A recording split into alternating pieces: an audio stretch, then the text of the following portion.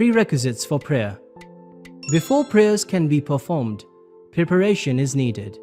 In other words, there are certain prerequisites for prayer, which are timing, qibla, location, dress, wudu and ghusl. In this video, we will try to introduce each of these prerequisites briefly. The first is ascertaining the timing. Each one of our daily prayers has its own distinct time during the day, and they should be performed within their allocated times. You have to be certain that the time for a specific prayer has started. This can be by hearing the sound of the adhan with your own ears, or by checking the prayer timetable from a trusted source. Or it could even be by using an application whose authenticity you trust. Once again, it is essential that you reach certainty that it is the right time to pray the intended prayer.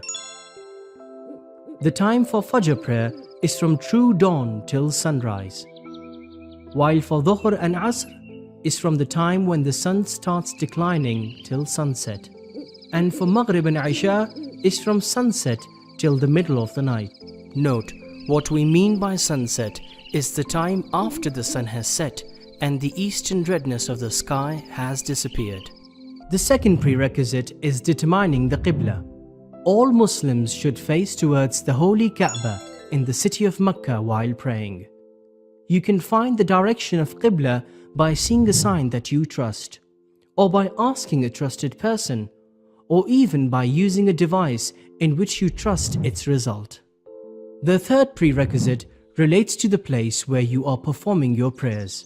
It should not be usurped. Therefore, you cannot perform your prayer in a place where the owner does not allow you to be there.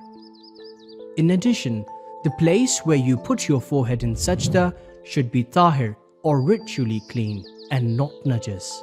Although the area surrounding your prayer place might be najas, but it is essential that najasa shouldn't transmit to your body or dress. Number 4 concerns the dress of the person and should meet these criteria. For men, it should cover the private parts. For ladies, it should cover all the body except the face, hands and feet. Note, in the presence of non-mahram men, ladies should also cover their feet, as it is part of their hijab. The dress should be tahir and not najas. The dress should not be usurped. It should not be made from the najas dead bodies. For example, clothes should not be made from sheep leather, which wasn't slaughtered according to the Islamic laws. It should also not contain parts of a wild beast, such as fox fur for example, even if it is tahir. Men are not allowed to wear pure silk. And finally, it is forbidden for men to wear gold. The fifth prerequisite is having wudu and ghusl. It is essential to conduct wudu before starting prayer. Also, if you are obliged to do ghusl, such as ghusl janaba, you have to do ghusl before performing the prayers. In some cases, the ghusl can substitute for wudu. For more information, watch our wudu, ghusl and tayammum clips.